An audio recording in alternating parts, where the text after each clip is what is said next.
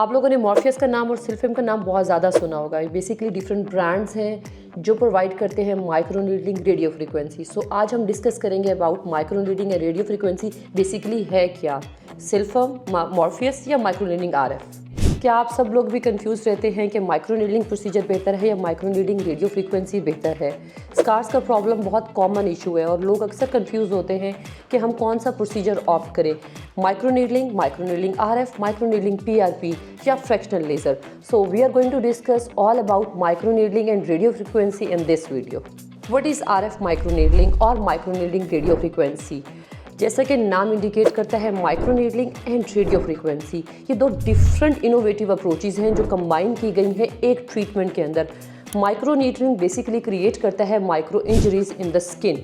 Micro injuries control trauma channels create करता है और इसके अलावा जो रेडियो फ्रीक्वेंसी है that transmits heat into the deep layers of the skin. इन दो ट्रीटमेंट्स को जब कंबाइन किया जाता है तो इसके साथ होता क्या है कि आपकी स्किन के अंदर आपका जो स्पोर्टिंग टिश्यू है, हियालुरोनिक एसिड, कोलेजन, इलास्टिन, इसकी प्रोडक्शन इंक्रीज हो जाती है। So micro needling radio frequency किसको करवाना चाहिए? इसका जैसा कि बेसिक मैकेनिज्म है कि न्यू सेल्स की प्रोडक्शन करना, यानी कि स्किन का स्पोर्टिंग टिश्यू इंक्रीज़ करना। तो ये बहुत सारी डिफरेंट इंडिकेशंस में यूज़ हो सकता है, जैसा कि एक्ने स्कार्स जो हम ट्रीट करते हैं with micro needling radio frequency, fine lines, wrinkles, loose saggy skin around the eyes और ओवर द फेस, या फिर आपके जाउल्स अगर सैग कर रहे हैं या नेक के ऊपर आपकी signs of ageing are prominent. इसके अलावा बॉडी के ऊपर स्ट्रेच मार्क्स हैं, वो भी माइक्रो नीडलिंग रेडियो फ्रीक्वेंसी से बहुत अच्छे ठीक हो सकते हैं। Does it hurt? No, not at all.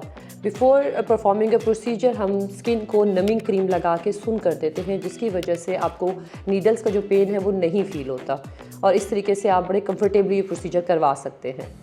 How many sessions usually required for the RF micro needling? अब बेसिकली ये डिपेंड करता है कि हम माइक्रो नीडलिंग आरएफ किस इंडिकेशन में कर रहे हैं। जैसे मैंने पहले बताया, अगर हम एक्नी स्कार्स में कर रहे हैं और एक्नी स्कार्स डिफरेंट टाइप्स के हैं तो इसमें 3 से 6 सेशंस आर यूजुअली रिक्वायर्ड। अगर हम फाइन लाइंस और रिंकल्स के लिए कर रहे हैं उसमें 3 to 4 sessions are sufficient. Loose skin के लिए कर रहे हैं, सैगिंग के लिए कर रहे हैं, सेशंस जो हैं वो वेरिएबल होते हैं। फर्स्ट सेशन का भी जो रिज़ल्ट है वो आपको 3 मंथ्स तक आता रहता है। तो अगर हम फॉर एग्जांपल 4 सेशंस भी लेते हैं तो 4th सेशन का रिज़ल्ट आपको 7 मंथ तक आता रहेगा। तो basically 3 to 4 session minimum are sufficient. The most important question सब पूछते हैं कि इसके रिजल्ट्स कब तक लास्ट करते हैं। इसके रिजल्ट्स तो परमानेंट होते हैं। ऐसा कोई भी ट्रीटमेंट जो हम स्किन पे परफॉर्म करते हैं जिसमें आपके स्किन के अपने नए सेल्स बनते हैं, तो सेल की जब तक लाइफ होती है तब तक उसके रिजल्ट्स परमानेंट रहते हैं, यानी कि तब तक उसके रिजल्ट्स रहते हैं।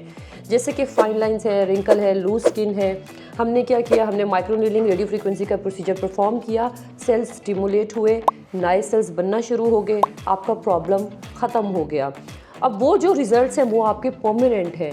लेकिन अगर एक्नी स्कार्स का ट्रीटमेंट किया, रिजल्ट्स परमानेंट है। अगर दोबारा एक्नी नहीं होती, दोबारा स्कार नहीं बनता। Fine lines, wrinkles is a constant ageing process. Ageing is a natural process, उसको हम रोक नहीं सकते। विद दिस प्रोसीजर हम क्या करते हैं, हम जस्ट स्लो डाउन करते हैं और कुछ एलिमेंट्स को रिवर्स करते हैं। तो एजिंग के लिए obviously you need multiple sessions throughout the year, और स्कार्स के लिए 4 to 6 sessions are sufficient and it will give you the permanent results. Is RF micro needling safe? Micro needling RF is one of my favourite treatments. क्योंकि ये बहुत ज़्यादा safe है और effective है। जितने भी लेज़र्स के ट्रीटमेंट्स अवेलेबल हैं, हमारी जितनी जो एजियन स्किन है उनमें पिगमेंटेशन का रिस्क बहुत ज़्यादा होता है, यानी कि प्रोसीजर के बाद पोस्ट इन्फ्लेमेटरी हाइपर पिगमेंटेशन का रिस्क बहुत ज़्यादा होता है। जबकि micro needling RF is one of those procedures जिसमें ये रिस्क बहुत कम है। मैंने जितने भी पेशेंट्स अपने माइक्रो नीडलिंग आरएफ के साथ ट्रीट किए हैं उनमें मैंने किसी एक में भी ये साइड इफ़ेक्ट नहीं देखा। तो yes, it is very safe and effective treatment. अब इसके रिजल्ट्स का कितने अरसे बाद नज़र आना शुरू होते हैं? माइक्रो नीडलिंग चूँकि आपकी स्किन को जाकर स्टिमुलेट करता है, नए सेल्स को जनरेट करता है, तो नए सेल्स बनने में एटलीस्ट 3 to 6 मंथ्स लगते हैं। तो फर्स्ट सेशन का रिज़ल्ट मैक्सिमम आपको नज़र आता है 3 मंथ्स के बाद। ऑल्दो एवरी सेशन आपको रिज़ल्ट्स देता है, लेकिन वो रिज़ल्ट्स 20 to 40% तक होते हैं। आपको जो इसके 100% रिज़ल्ट्स नज़र आते हैं वो 3 मंथ्स के बाद आते हैं। How to prepare your skin before the procedure. कोई भी प्रोसीजर जब आप ऑप्ट करते हैं, मेरी ये कोशिश होती है कि आपकी स्किन के ऊपर कोई एक्टिव इशू ना हो। पेशेंट को अगर एक्जिमा है, एक्नी है, या कोई भी एक्टिव स्किन डिजीज़ चल रही है, हर्पीज़ है, कोई वायरल इन्फेक्शन है या कोई बैक्टीरियल इन्फेक्शन है, that should be cleared of, number 1। Number 2, procedure से 2-4 दिन पहले आपने कोई सन बाथ या धूप में नहीं रहना। नंबर 3, आपने स्किन पॉलिश या ब्लीच नहीं करवाई होनी। सैलून से कोई प्रोसीजर नहीं करवाना अगर आपने माइक्रो नीडलिंग RF करवानी है। And consult a board certified dermatologist before opting this procedure. और ये प्रोसीजर घर में नहीं कर सकते आप। What's the difference between microneedling RF and microneedling PRP? Different procedures हैं जो एक सेम जो टेक्नोलॉजी है माइक्रोनीडलिंग की उसको यूज़ करते हैं। अब जो माइक्रोनीडलिंग है उसको बेसिकली डिफरेंट इक्विपमेंट के साथ किया जाता है, जैसे कि डर्मा रोलर के साथ किया जाता है या डॉक्टर पेन के साथ किया जाता है। इसमें नंबर ऑफ़ नीडल्स होती हैं। सिर्फ प्लेन नीडल्स को अगर हम इंजेक्ट करते हैं, ट्रॉमा देते हैं, तो इट इज़ माइक्रोनीडलिंग। अगर यही प्रोसीजर हम रेडियो फ्रीक्वेंसी की हीट के साथ कंबाइन करते हैं, ये जो हीट होती है ये इक्विपमेंट के ज़रिए डिलीवर की जाती है। जब हम पंक्चर करते हैं with the help of needles, ये नीडल्स डिलीवर करती है heat energy deep into the skin. It means it is microneedling radio frequency. और अगर यही सेम प्रोसीजर हम कंबाइन करते हैं विद PRP, अब PRP 2 तरीके से कंबाइन की जा सकती है। PRP इंजेक्ट भी की जा सकती है into the deep into the skin, या फिर माइक्रोनीडलिंग करने से पहले सरफेस के ऊपर लगा के और फिर ये प्रोसीजर परफॉर्म किया जाता है। तो ये थोड़ी सी वेरिएशंस हैं। इन वेरिएशंस का फ़ायदा ये होता है कि इससे अगर हमें रिज़ल्ट्स एनहांस करने हैं तो 2 से 3 डिफरेंट कॉम्बिनेशंस अगर यूज़ किए जाएँ तो रिज़ल्ट्स जो हैं वो बहुत ज़्यादा अच्छे आते हैं। अब ट्रीटमेंट के बाद आपने कौन से मेजर्स लेने हैं या कौन सी प्रिकॉशंस हैं जो आपने फॉलो करनी है। नंबर 1, कोई भी प्रोसीजर करवाते हैं इंक्लूडिंग माइक्रोनीडलिंग RF, आपका heat and sun exposure must avoid. Regularly religiously आप सन ब्लॉक लगाएं, और अगर सन ब्लॉक लगाने के बावजूद आपका कोई सन एक्सपोजर में काम है तो use physical methods as well, जैसा कि फेस मास्क हो गया या हैट हो गई या अम्ब्रेला। कुछ ना कुछ आपने बहुत ज़्यादा यूज़ करना है ताकि आपकी स्किन पे किसी किस्म की कॉम्प्लिकेशन ना हो।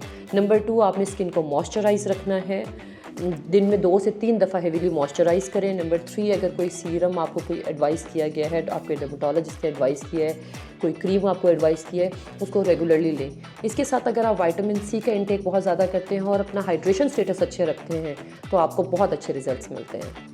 सो अगर आप चाहते हैं कि आपकी स्किन हेल्दी नज़र आए और आपके एजिंग का प्रोसेस स्लो हो जाए और आप बहुत सारे प्रोसीजर्स नहीं करवाना चाहते, बोटॉक्स, फिलर्स, थ्रेड्स की तरफ नहीं जाना चाहते और आप अपने एजिंग को स्लो डाउन करना चाहते हैं, तो it is one of the best and effective treatment that leaves a very youthful and beautiful skin without addition of any other procedure.